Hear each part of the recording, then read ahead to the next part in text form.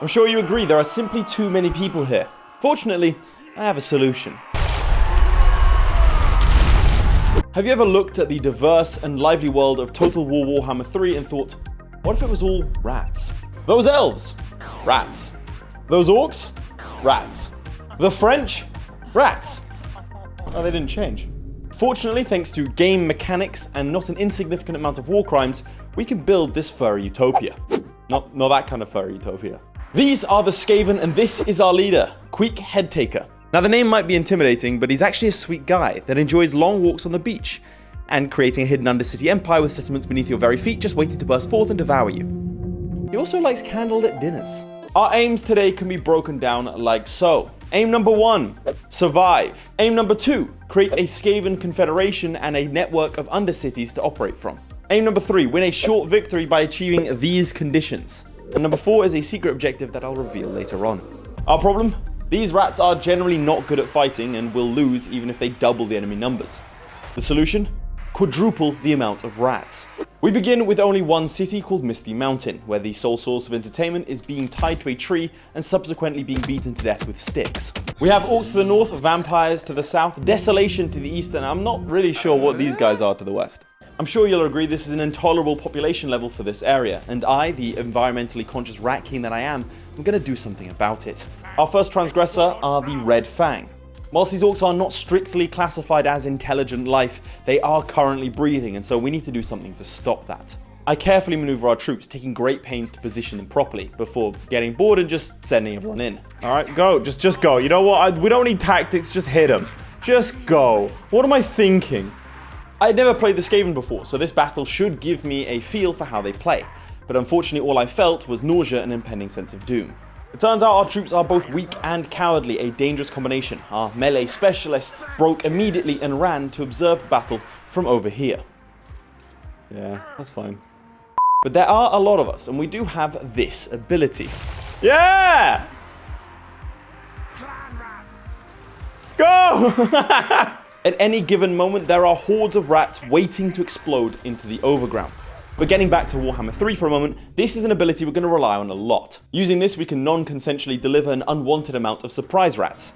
This is very useful for pinning skirmishers in a place, as well as attacking from the rear. Eventually, we eke out a close victory, which, if I had auto-resolved, would have been a decisive victory. We've got a long way to go, chaps. From this battle, we gain loot and food. Our rats aren't exactly what you'd call productive industrialists, so we rely on stealing income from others, sort of like a high fantasy version of selling courses online. This is going to be pivotal when it comes to our secret objective. Food, however, is a resource that will determine if we're going to make it big or if we're in big trouble. For instance, we take the settlement of Crag and can use food and our special mechanics to upgrade it to level 2. Unfortunately, we then immediately begin to starve. On the bright side, I don't know how to fix it. Did I say bright side? Given we could presumably just eat the corpses of our enemies, much like the First Crusade, that's real, look it up, we press on to Karak Azgul. However, for that we need more troops, and we're not exactly flush with cash after all the upgrades I made to Crag. Fortunately for me, the Skaven have come up with an innovative and daring way of structuring society. Slavery! Woo! With these new volunteers, we press on to Karak Azgul. At this point, I misclick and accidentally auto-resolve for a Pyrrhic victory. Oh, I didn't mean to do that. Or as I call it, victory. Things seem to be going well, so why is our first stated aim to survive? Oh. Well, this is an orc army that has taken extreme opposition to our belief that they should no longer exist. Whilst we run off to deal with that, it turns out that the citizens of Karak Azgul have a mild issue with being pressed into slavery and are politely voicing their dissent. And to make matters worse, another orc army appears, positing that perhaps it is us that should no longer exist. So we have to build another army, fill it with slaves, chase off the orcs, head south, cook dinner, fight the rebels, beat the rebels, run back, have a panic attack, deal with another rebellion, build new buildings, confront the futility of life, and be confronted by the second sect of orcs. These are the crooked mountainous gits, or to give them their proper title, the bane of my existence. To win a short victory, we have to wipe these guys off the map, but for right now, we're just looking to survive. Now, the game says we'll auto-resolve to a valiant defeat, so I think it's time we take manual control. We're meant to just... oh, God. Okay. Alright, here we go. This was an important moment as it laid the foundation for our military strategy going forwards. Go, Skaven slaves, go! My Skaven slaves are already running. Okay, alright, here we go. Okay, they have already broken through my lines. Oh my God, they broke straight through! I'm not gonna lie, I was kind of relying on the slingers a bit more than that. It's a mass rout. It's a mass rout. I probably could have played this one a little bit better, but hey, it's fine. Just keep going straight in. Just keep going straight in. We'll put him here. I also kind of just want to see what this looks like. Hell yeah. Get him. Now, I don't know if we can call this a victory. It definitely doesn't feel like one.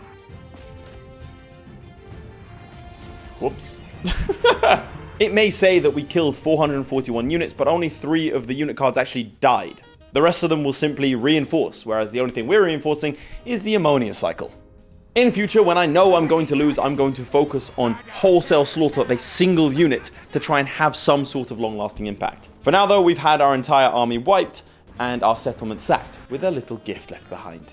In an immediate counterattack, we take out both the final Red Fang army as well as their final holding. I mean, they're attacking me. That's a lot of dead slaves. Okay. Nice. Then we build an entirely new replacement army and take out the Crooked Moon army that took us out. Oh, they're trying to leg it. Haha. You're done, idiot. These victories are short-lived, however, as we get attacked by a third army. In this case, I decide to manually fight it. I mean, we're going to fight it, obviously.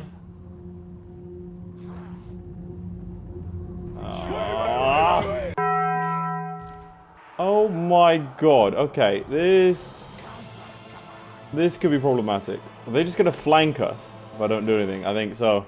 I feel like I've already been outplayed and it's not even really started yet. You know what? You guys go. Let's just send out the expendable guys. Why am I not doing that? Alright. They're already running. I've got to do something. That something is going to be to chuck in some Skaven slaves behind them. And hope. Oh, they fully flanked me. Yeah, this is going to go a lot worse than I anticipated. Go attack them. Yeah, everyone's already run. It's already lost. Oh my god, that was bad. That was really, really bad. Oh, oh my god.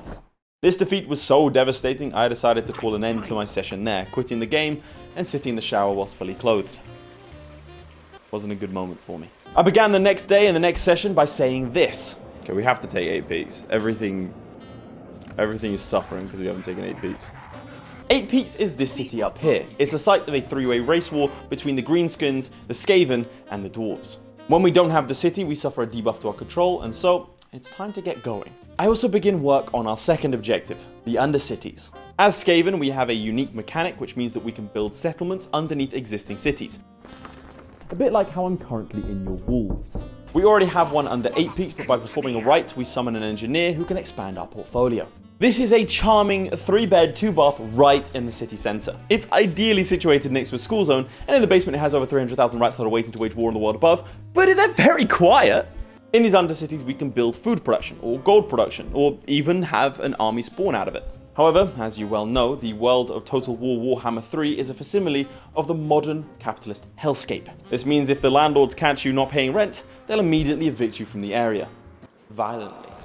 In anticipation of our push, we signed several non-aggression pacts, promising that we probably won't wipe the individuals off of the face of the earth. Okay. We further our work on our second aim of forming a Skaven confederation by establishing relationships with Clan Rictus to our east. There are several Skaven factions running around the map, and our aim is to unify them into one. Finally, after upgrading from Skaven slaves to clan rats, we approach and siege Karak 8 Peaks. Instead of attacking immediately, I decide instead to starve the defenders. I wish I could say this was part of some grand strategy to mitigate losses, but the reality is a little different. The garrison's essentially just dead. I could attack, but it's way funnier to just starve them to death. I'm a bad person. I spent 8 turns gigging over this. Therapy is booked for Friday. Eventually though, I do decide to give the go-ahead and put the emaciated defenders to rest. Oh, those orcs are so skinny, they're basically goblins. Greenskins, more like green skin and bones. You sir, what do you do for work? Oh, you work in the mines at 8 Peaks. Not for long. And you brought your family here with you. Say your goodbyes. You know, I think I'm not going to overthink it. I'm just going to charge at the walls. I really think that's probably the best thing for us to do here. Out the walls, boys. I'm not even really sure what's going on. I'm not going to lie. Oh, nice. We took the gates. I'll just go in. We're rats at the end of the day. I don't need these strategies. Just go. I don't even know where to go. That we killed the enemy lord. Where are the enemy? There's so few of them. Oh, immediately, they're gone. There we go. I might have lost more than I should have. But hey, it works. I lost 600 troops. We spent all the food we have to upgrade 8 peaks to the max possible level. This is going to be our new capital. The game does tell me somewhere about something called Skaven Blight, which we're going to need to take to unify the Skaven, but that's for the future. Speaking of, relations with the other Skaven have been a little bit strained, mainly prompted by me ordering them to leave my land. Right, I'm telling them to leave. This army may look innocent, but they're just waiting around for the non-aggression pact to end so they can get an easy victory. I know this because I'm doing the exact same thing. As these other Skaven groups have troops such as rattling guns, we're going to use 8 peaks as a staging ground for innovation, for things like rat ogres, or this flame lot, or even this wheel of doom thing. Then again, we could just mass assault with regular rats. We've just taken an advancement called Life is Cheap, and costs are low, which means slaves are back on the market. Life is very cheap, hell yeah. And just in time too.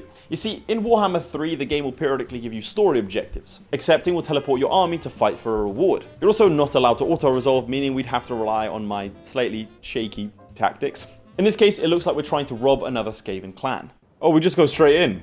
And they're immediately running away. Okay. I'm sure it's a bad idea, but my instinct is just to go for it. Okay, Doomwell's getting taken out. Nice.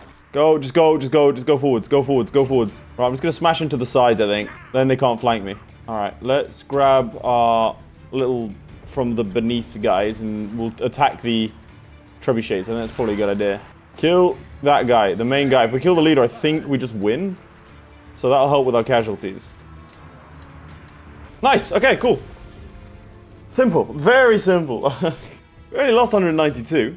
They actually deployed a lot more than we had. Considering we can simply eat the corpses of our opponents to replenish, and we get loot and food for winning, I decide to immediately teleport and fight the second lot. This time, it's a Dwarven ambush that we need to survive. Okay, so this is problematic. I think let's focus on one side first, and then the other. So we're going to focus on that flank. Okay, let's try and kill the stronger flank first, I think. Kind of a wild idea to ambush up a hill. Try to go around us. Oh no, okay, there's more of them coming. Ah! Okay, that's not good.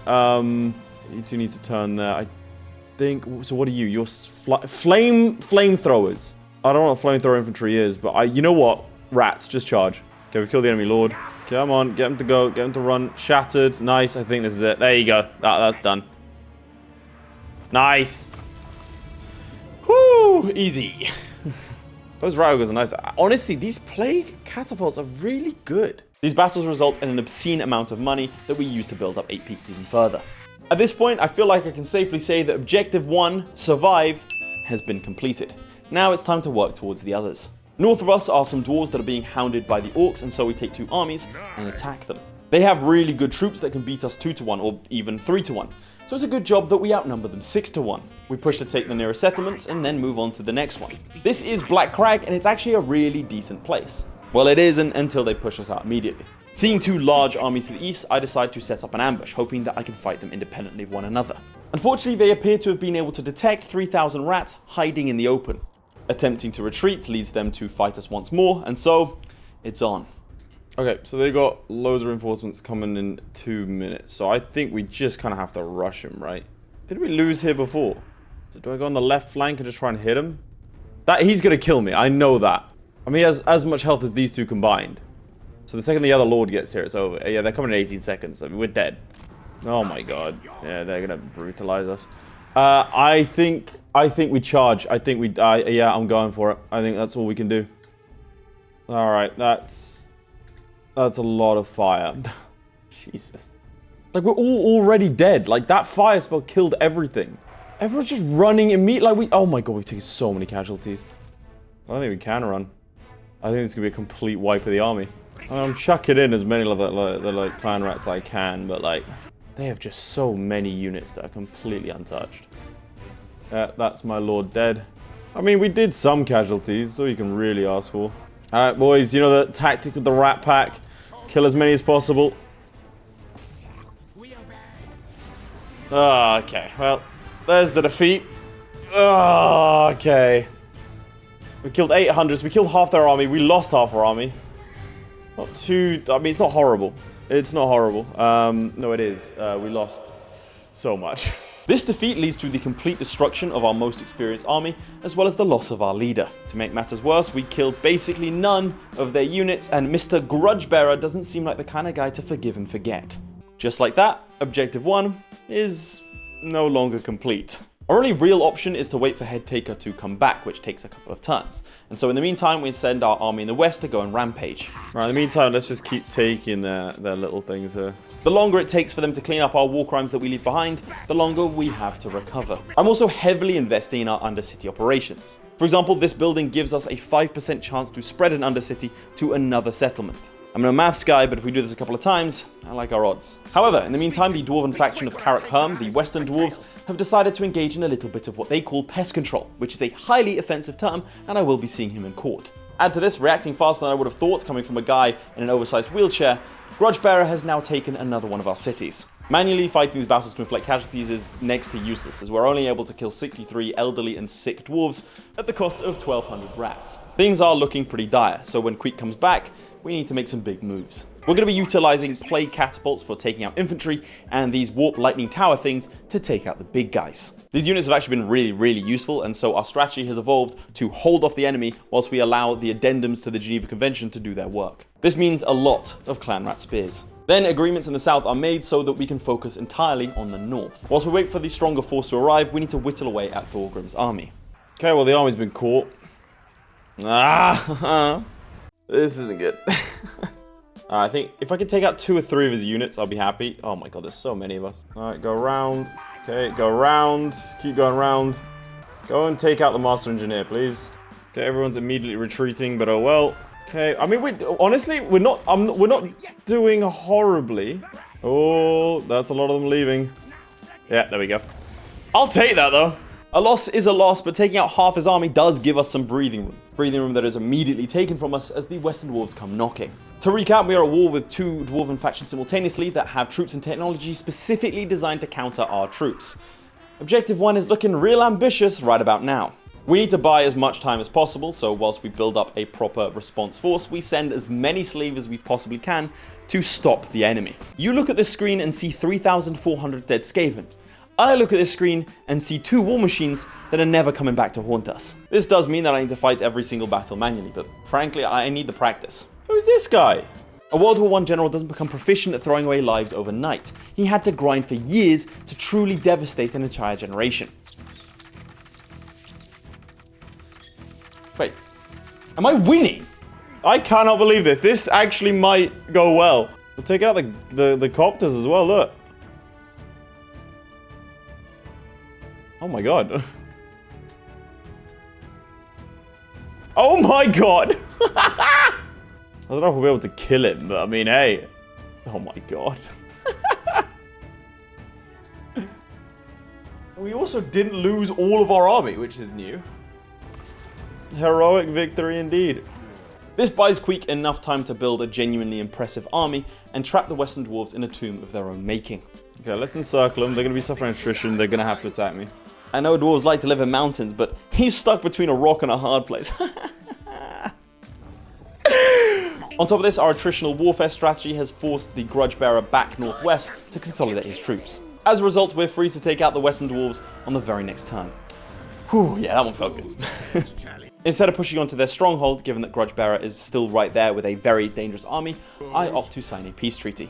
Unfortunately for Mr. Grudge, he forgot to get his diet Mountain Dew from the store, and so ventures out of his fortress to go and get some, whereupon we ambush him and violently murder his followers. Looking at all the money we looted, it looks like someone had a little bit of an addiction. Now we have over 4,000 rats ready to go, so we push on to Barak Var and take it, securing our western flank. I then spend copious amounts of gold building up these territories, essentially putting an end to these dwarves. They only have Black Crag left, which is surrounded by the Moongits. Since our last war, they've been upgrading their armies, featuring such innovations as 2 balls of flesh chained together and larger ball of flesh. This means we're going to need even more rats. We begin our operations by sending in the worst assassin of all time. Here he successfully assaults some troops, so why is he that bad? Well, this is his first success in 5 hours of gameplay. If failure teaches lessons, this is the smartest being in existence. Anyway, We rush over to Black Crag, right under the Moongit's nose, and steal Black Crag from underneath them. And now it's time to face off against our nemesis, taking their westernmost settlement. Then we take our carefully positioned 2 armies, as well as the garrison of Black Crag, and face off against their 2 armies. But here I have made a terrible mistake. It appears they are in the middle of a war. Somehow these troops remain hidden from me, so it's not 2 armies we're facing, it's 4. Oh great, so our guys are coming from that direction. Oh my god, the icons. I don't have the brain capacity for this. This is a bit colossal, isn't it? Alright, we're launching.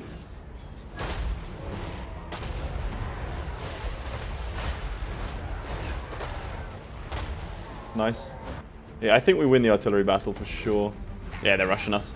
Okay, all of the warp stuff goes straight to them. Alright, we're smacking them around a little bit. Oh, I didn't see those. Oh, that's not good. That's not good. We're going to use these things, I think. Let's chuck them there. Alright, you lot go attack this guy. Go into the back of him. You need to go kill him. Okay, so far so good. Okay, left flank's collapsing.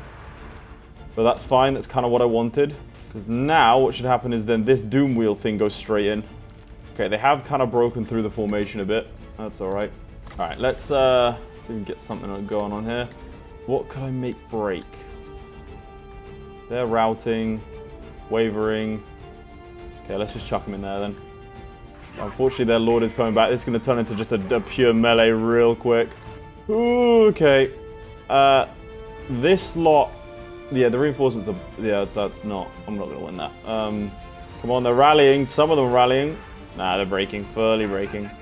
Oh, that's a shame. After this, they attempt to hunt us down and finish the job, but a Pyrrhic victory stops complete collapse. A Pyrrhic victory is the best kind of victory for us that there is. Our troops are expendable.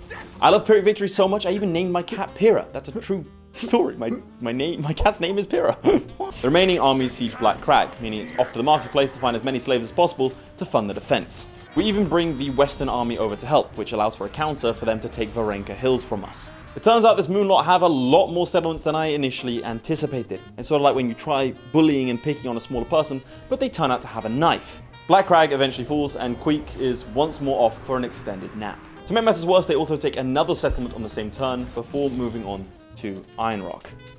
You might think I should stop rushing into conflicts that I have no long-term plans for, but it doesn't stop the United States of America, so why would it stop me? I love that that's a timeless joke. You can pick any of the conflicts. Disclaimer, this joke was written before the United States struck Iran. Whilst this is, admittedly, a bit of a difficult situation to be in, I've discovered an innovation. It's called a criminal amount of catapults.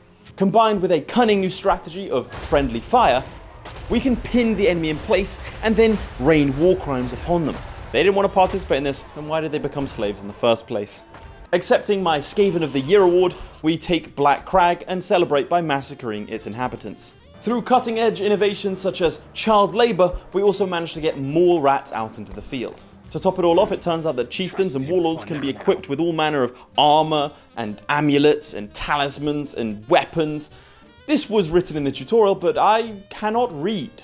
Oh, I haven't been using the weapon. Oh no. Rebuffing the moon armies in the west, I felt cautiously optimistic, which meant it was perfect timing for Clan Ungrund, a Dwarven clan, as well as a man called Cecilio, to declare war on me.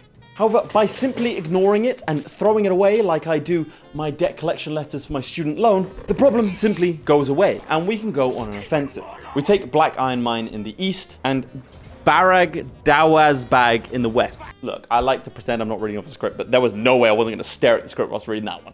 The victories and subsequent loot allow us to upgrade 8 Peaks' unique building to the highest level, giving us a very nice economic boost. After destroying the army besieging Black Crag, I was feeling pretty good. This is Cecilio. Cecilio is the head of the College of Pyrotechnics, a rogue faction that wanders the map and ruins people's lives. Now, apparently, according to the wiki, you're meant to attack them early, not let them build strength, and bring armor-piercing units. They attacked me in Dot Karaz with what can only be described as enough explosives to make the Tsar Bomber look like a wayward fart.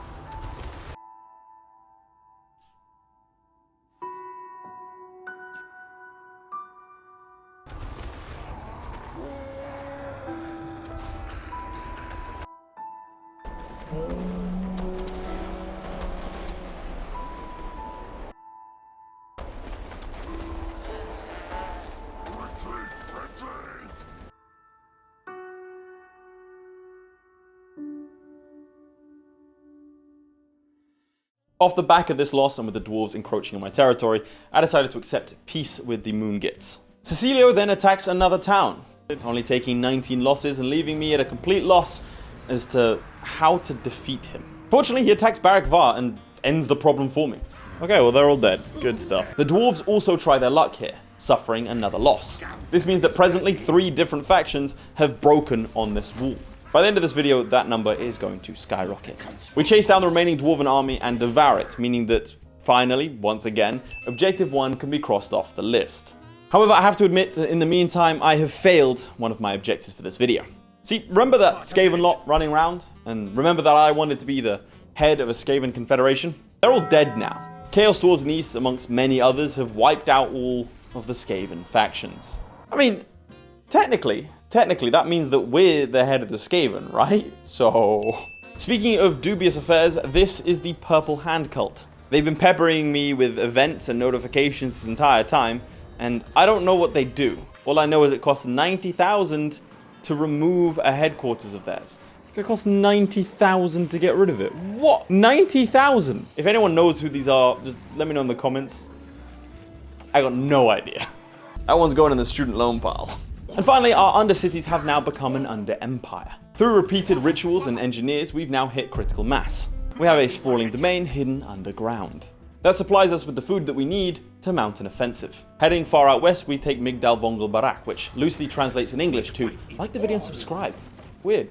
The dwarves didn't want peace, and so we push on, besieging Karak. With the help of our second army, we take the city. We then make peace with the dwarves. Now you might be thinking, Laith, you need to destroy that faction completely in order to beat the objective and win the short campaign. Why did you peace out with them? Well, firstly, I didn't realize that. The second is Bretonnia has just attacked us. Despite us managing to see them off with a pyhirric victory, Bretonnia are actually the second most powerful faction in this game.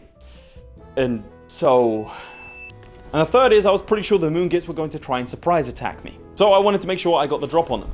Now, yes, technically they had offered me a non-aggression pact that I had rejected, but they are perfectly capable of making my life difficult in peace as well. I mean, look, this is footage of them spreading a plague in one of my cities. Wait, that's me. But you get the idea. I'm still salty about the first loss, okay? Ignoring the Bretons for the moment, we move to take Varenka Hills, and then on to Karaz Akaraz. I had learned the folly of my long siege of 8 peaks, and so we decide to sacrifice countless slave lives and assault immediately. Oh no, the slaves died? Sure. Well, not countless. 2,481 to be exact. We then move on to take Karak Dron without any opposition whatsoever. We follow this up with a quick stroll into the Pillars of Grungi. The Moongits offered us peace, but given that they were at war with the #1 ranked faction, our neighbour to the east, the Chaos Dwarves, the writing was on the wall. Just a few turns later, and the Crooked Moon are gone. Okay, so now I have to admit something. Writing the script and recording this, I've realised that the Crooked Moon faction and the Moon Mountains Git faction are 2 separate factions. I did not know this. I was wondering why they had so many settlements.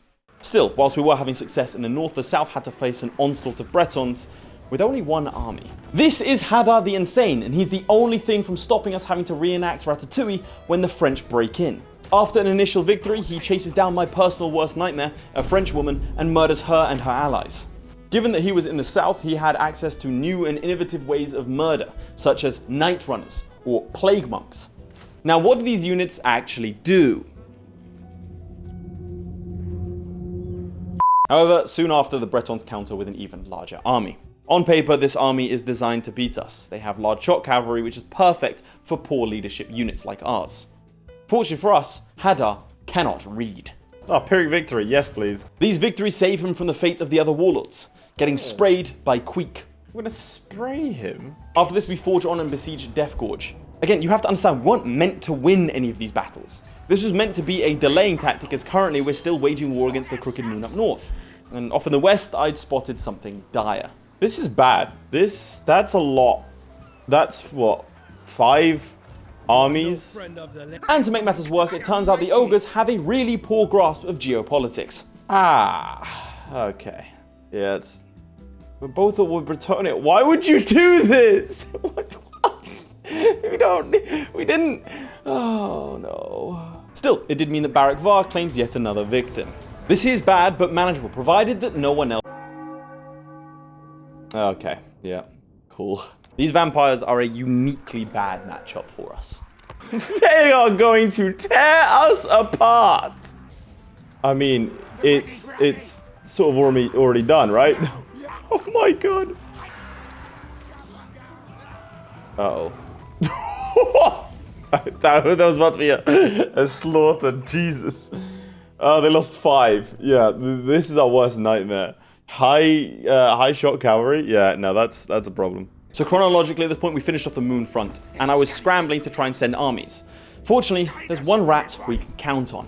Having taken Death Gorge, Hadar the Insane then proceeds to rampage through both Ogre and Breton territory, generally making a nuisance of himself. Eventually, after the vampires sack Varenka Hills, we're able to maneuver 2 armies to take it out. Those armies are then free to head north to take the Forest of Gloom. This prompts them to offer us a peace deal for 10,000 gold, which we will gladly take. This is very good timing too, as 3 armies are descending on Death Gorge with no defense in sight. And so we recruit Warpatek, and recruit some really low quality units. On the next turn, Paul the Saviour turns up, with an army consisting of heavy shock cavalry, amongst others. Alright, I'm gonna fight this myself. We only have 1 ranged unit, so he's just gonna fly in and kill everyone, basically. Oh god, he just landed on the walls! Alright, hold them on the walls, I think, is the only chance. Well, there's no chance, we're just trying to kill people. I mean, we're holding-ish. I mean, they've got this guy who's just gonna, he is gonna kill us all, but for now we're alright. It looks like they're shifting everything to this side. I mean, are these walls about to fall? Oh no, they already have fallen. Yes, yes is the quick answer. Okay, so they're not gonna take over this wall. Okay, now we go from behind and attack this lot. Slingers. Okay, slingers need to go over here. And Paul the Saviour he's gonna murk us. Did we take out the trebuchets? I don't know. Well, they're joining the melee. This is gonna instantly kill them, but I wanna just see what happens if I do this.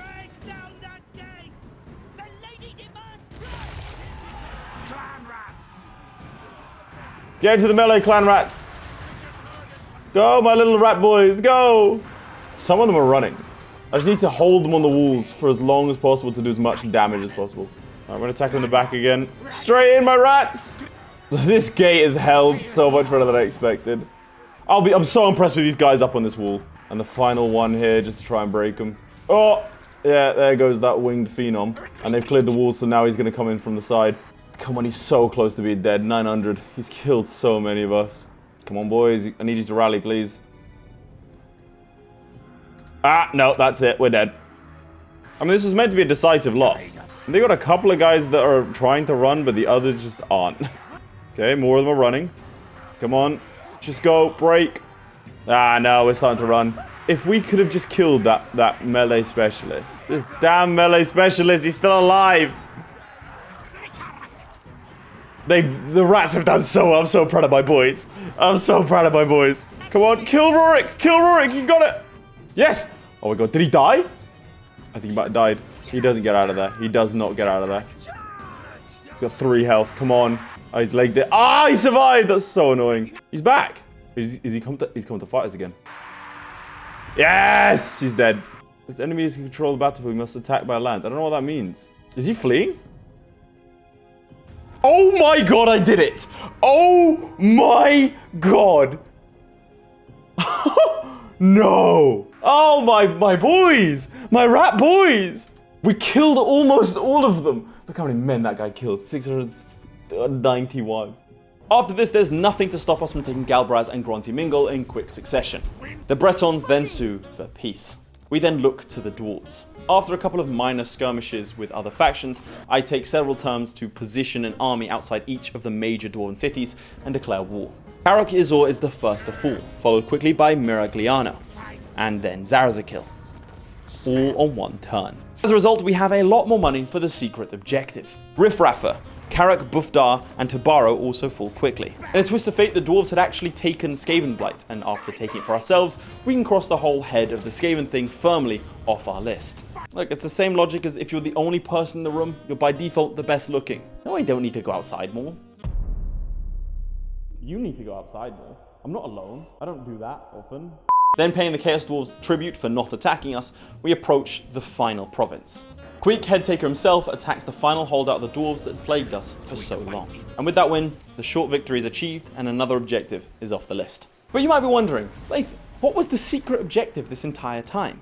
Well, as I hinted at previously, in Undercities you can build a special building that spawns a rat army.